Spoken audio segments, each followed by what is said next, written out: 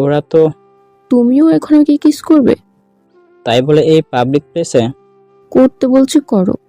অদ্রির কথায় আবির কিস করে। এইদিকে আকাশীরা চোখ থেকে ময়লা বের করে ফেলে। ওরা দুজনে তাকিয়ে দেখে ওদের ভাই বোন কিস করছে। তাই ইরা বলে, তুমি চাইলেই করতে পারো, আমি একটুও বাধা দিব না। সত্যি? তাই আকাশ আর দেরি না করে ইরাকে কিস করে। এইদিকে 1 মিনিট পর আবির ও অদ্রি ওদের ছেড়ে দিয়ে আকাশ ও ইরার দিকে তাকায়। কি ব্যাপার, ওরা এতক্ষণ ধরে কিস করছে, এটা সম্ভব কি করে? তোমার ফিলিং এটাতে অল্পতেই শেষ? ছোট ভাইকে থেকে কিছু শেখো। আবির ও অদ্রিকে এইদিকে আসতে দেখে আকাশ ইরাকে ছেড়ে দেয়। ছেড়ে দিয়ে ওরা দাঁড়িয়ে থাকে। এইদিকে আকাশ তো লজ্জায় শেষ। কি ব্যাপার, হানিমুনে আসলাম আমরা দুজনে, আর তোমরা ফ্রিতে এসে দেখি তা কাজে লাগিয়ে দিয়েছ। আবিরের কথা শুনে ইরা লজ্জায় আকাশের বুকে মুখ লুকায়। থাক, আর লজ্জা পেতে হবে না। এখন তাহলে হোটেলে চলো, অনেক সময় হয়ে গেছে। হ্যাঁ ভাবি বলো, তবে যাওয়ার সময় হেঁটে যেতে হবে না। আমার ওই যে পাংশু দেখতে পাচ্ছ, ওটা দিয়ে নিচে নামবো। যাক, তাহলে তো ভালোই হয়েছে, নয়তো এই আটার বস্তাকে নিয়ে আমি নামতে পারতাম না। কি, তুমি একা আটার বস্তা বললে? হোটেলে চলো, তারপর রাতে তোমাকে বোঝাবো মজা। ভাই, আমাকে বাঁচা তুই। ভাইয়া এর মধ্যে আমাকে টেনে এনো না প্লিজ ভাইয়া। তোমাদেরটা তুমি দেখো, দেখছো না আমি আর একটা ময়দার বস্তা নিয়ে ঘুরতেছি। কথাটা বলে আকাশ নিজের জিহ্বায় কামড় দেয়। কেননা ইরার দিকে তাকিয়ে দেখে ইরা অনেক রাগী লোক নিয়ে তাকিয়ে আছে। এতে করে আকাশ অনেক ভয় পায়। ভাই, এবার তুই সামলা, তোর রাতে কি হবে? ওখান থেকে নেমে ওরা গাড়িতে ওঠে। গাড়ি করে হোটেলে চলে আসে।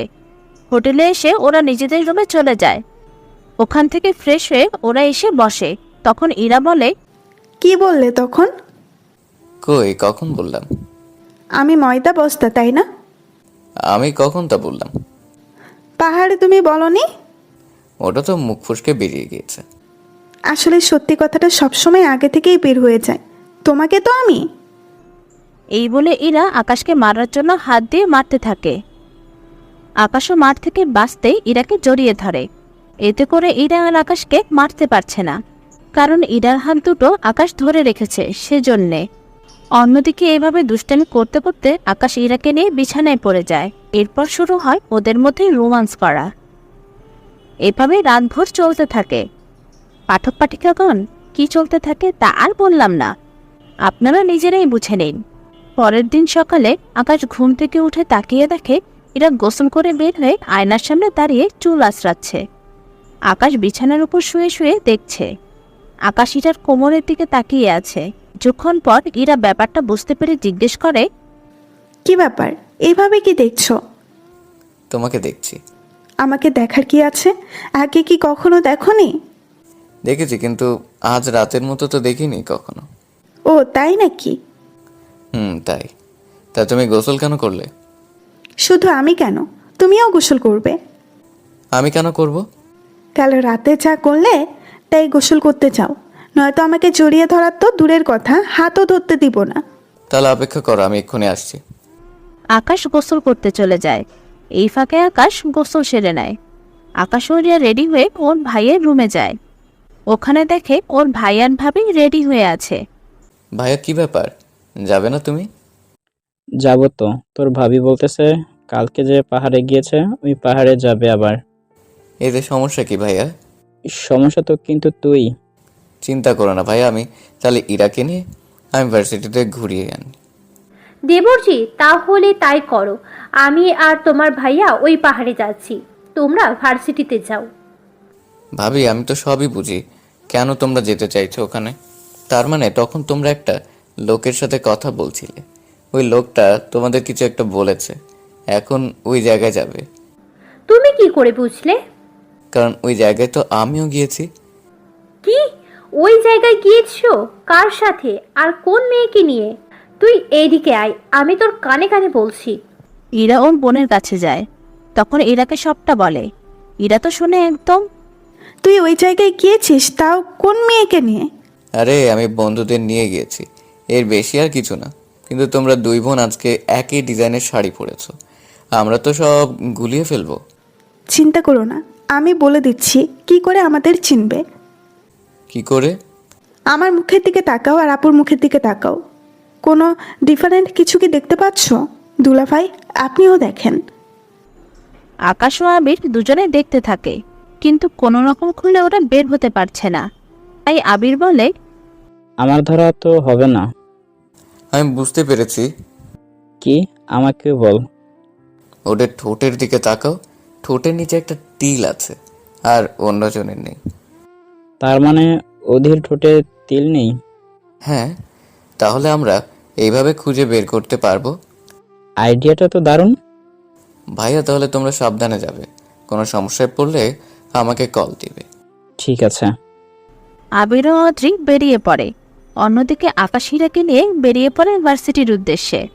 ওরা ভার্সিটির গেট দিয়ে ঢুকতে যাবে, কিন্তু দারোয়ান বাহিরে কাউকে ঢুকতে দিবে না। তাই আকাশ মাস্ক খুলে নিজের চেহারা দেখায়, এতে করে দারোয়ান চিনতে পারে। এ কে আকাশ, তুমি এখানে? হ্যাঁ, আমি। তুমি তো দেশের বাইরে গিয়েছিলে, আর তোমার তো পড়াশোনাও শেষ। হ্যাঁ, কিন্তু আবারও ফিরে এলাম। ভাবলাম আসছি যেহেতু একটু ঘুরে যাই। ও আচ্ছা। ইরা, আসো আমার সাথে। আকাশ হীরাকে নিয়ে ভিতরে চলে আসে। এইদিকে ওরা হাঁটতে থাকে। আকাশ হীরাকে পুরো ভার্সিটি দেখাতে থাকে, ইরাও সবটা দেখতে থাকে। তখন ইরা আকাশকে একটা জায়গা দেখায় ওখানে নিয়ে যাওয়ার জন্য, কিন্তু আকাশ রাজি হচ্ছে না।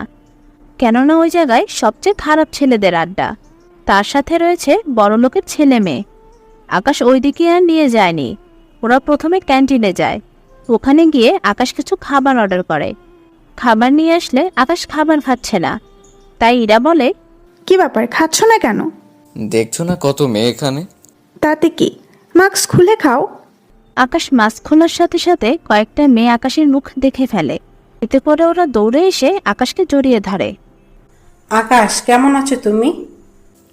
এই তো ভালো ছিলাম এতক্ষণ ধরে, কিন্তু এখন আর ভালো থাকতে পারবো কিনা তা তো জানি না। কেন পারবে না? তুমি তো বাংলাদেশে চলে গিয়েছ, তাহলে আবার ফিরে কেন এলে? আমি ইচ্ছে করে আসিনি, আমি তো হানিমুনে এসেছি। কি, তুমি বিয়ে করেছো কবে? এই তো মাত্র 7 দিনের মতো হলো। তা তোমার বউ কোথায়? এই তো আমার সামনেই বসে আছে। সত্যি, তোর বউ তো অনেক সুন্দর, তা কি করে ওকে পটালি? সে অনেক কাহিনী। এখন বল, তুই এখানে কেন? আমি তো এসেছি, এই সেমিস্টারে আমার একটা বিষয় গিয়েছে, ওটার জন্য আসা। ওরা কথা বলতে থাকে। এইদিকে কিছু কিছু মেয়ে আকাশের সাথে ছবি উঠাতে ব্যস্ত। এইদিকে এরা সামনে বসে বসে রাগে ফেটে যাওয়ার মতো অবস্থা। এত কিছুর ভিতরে আকাশ প্রায় ইরার কথা ভুলেই যায়। হঠাৎ করে যখন মনে পড়ে, তখন তাকিয়ে দেখে ইরা রাগ দিয়ে তাকিয়ে তাকিয়ে সব দেখছে। আকাশ ব্যাপারটা বুঝতে পারে। নদী, তোদের সাথে পরিচয় করে দিই এটার সাথে। এরপর আকাশ ইরার সাথে সবার পরিচয় করিয়ে দিতে থাকে। অন্যদিকে ইরা রাগ নিয়ে সবার সাথে হাই হ্যালো করে যাচ্ছে। কিছু কিছু মেয়ে তো দেখতে পেয়ে আকাশকে এসে জড়িয়ে ধরে। এক প্রকারে ইরা বিরক্ত হয়ে যে বেরিয়ে যেতে যাবে, তখনই আকাশ ইরার হাত ধরে ফেলে। যেও না এখান থেকে, আমি তোমাকে সবটা বুঝিয়ে বলছি। দেখো, বাংলাদেশের কালচারাল আর এখানকার কালচার সম্পূর্ণ আলাদা আলাদা, এটা তো তোমাকে বুঝতে হবে। তাই বলে এতগুলো মেয়ে তোমাকে চিনে কি করে? আমি ক্লাসের টপার ছিলাম, সেজন্য আমার অনেক বন্ধু বান্ধব ছিল। ও তাই বলো, তাই এখানে কি তোমার কোনো শত্রু নেই? মানে এমন কোনো ছেলে অথবা মেয়ে কি নেই যে তোমাকে ঘৃণা করে? কিছু মেয়েও আছে, আবার কিছু ছেলেও আছে। আমি তো জানি থাকবে, কারণ তোমাকে যে হারে মেয়েরা গিলে খাচ্ছে তাতে মনে হয় এখানে কোনো মেয়েকেই তুমি ছাড়ো না। ছাড়নি মানে? এখানে যতগুলো মেয়ে আছে ওদের সবার সাথে, বুঝতে পারলে? বুঝতে পারলাম। তাই এখান থেকে চলো, না জানি কোন দিক দিয়ে তোমার কোন ফ্যান এসে এখান থেকে আবার গিয়ে না চলে যায়। কথাটা তো মন্দ বলনি। হ্যাঁ, চলো তাহলে। আকাশ ও ইরা বের হতে যাবে, তখন সামনে তাকিয়ে দেখে জিসান দাঁড়িয়ে আছে। এখন হয়তো আপনারা ভাবতে পারেন জিসান তো বাংলাদেশে, তাহলে এটা আবার কোন জিসান? তাহলে আপনাদের বলি, এটা অন্য আরেকটা জিসান। এই জিসান প্রায় ওই জিসানের মতোই, সারাক্ষণ ছেলেদের মারে, সাথে আবার মেয়েদের সাথে খারাপ ব্যবহারও করে। আকাশ যে যেতে যাবে, জিসান বলে, কি রে, তুই কে রে? ভার্সিটিতে এত মেয়ে, তোর জন্য পাগল ছিল, শেষে কি আজ কোনো মেয়ের সাথে বাইরে যাচ্ছিস? দেখ জিসান, ভালো হবে না কিন্তু বলে দিলাম। বললে কি করবি তুই? তুই কিন্তু ভালো করে জানিস আমি কি করতে পারি। বলে যাস না তুই, আমি কিন্তু তোকে ওই দিনের মতো। ভুলে যান না এরপর আমি তোর সাথে কি করেছিলাম। আকাশ, কি করছিল এই ছেলে? এই মেয়েটা কে রে? আগে তো দেখিনি, এখন কি এই মেয়েকে নিয়ে প্রতি। কথা বলা শেষ করার আগেই জিসানের মুখে একটা ঘুষি দেয়। ঘুষি খেয়ে জিসান মাঠে পড়ে যায়। জিসান পড়ে যাওয়ার পর ওর লোকগুলো আকাশকে মারার জন্য আসে, কিন্তু আকাশ ওদেরও ছাড়েনি মারার জন্য, ওদেরকেও মারতে থাকে। অন্যদিকে জিসানকেও মারতে থাকে। জিসান মার খেয়ে পড়ে আছে। তোকে এত করে বলে আমার পিছনে লাগতে আসিস না, কেন যে আসিস আর প্রতিবার এইভাবে মার খেয়ে পড়ে থাকিস? আজকে তো চলে যাচ্ছিস, কিন্তু কালকে তোর কি হবে তা তুই দেখিস। তুই কি ভুলে গেছিস আমার ওই ভার্সিটির ছাড়া শেষ? তাই আমাকে কবে পাবি তা আমি জানি না। তুই যেখানে থাকিস না কেন, আমি তোকে খুঁজে বের করবই। দেখা যাক না। এরা চলো আমার সাথে। ইরাকে নিয়ে চলে আসে পার্কে। ওখানে ওরা